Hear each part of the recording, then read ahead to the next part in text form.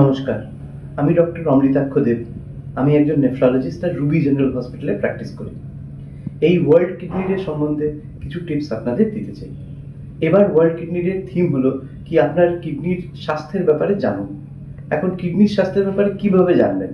কিছু সিমটমসের বেসিসে, বরঞ্চ কিছু লক্ষণের বেসিসে। সেই লক্ষণগুলো কিন্তু কিডনির অসুখে বেশিরভাগ সময় খুব দেরিতে আসে।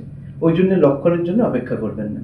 দুখানা খুব সাধারণ টেস্ট, একটা ইউরিন রুটিন এক্সামিনেশন আর একটা সিরাম ক্রিয়েটিনিন, এই দুটো টেস্ট যদি নর্মাল থাকে তাহলে বেশিরভাগ সময় কিন্তু কিডনির হেলথ নর্মাল থাকবে।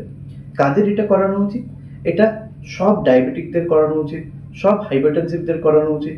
আর পেচ্ছাপের সাধারণ পরীক্ষা সব বয়সের সব লোকেরই যখন টেস্ট করা হয় অবশ্যই যেন করা উচিত।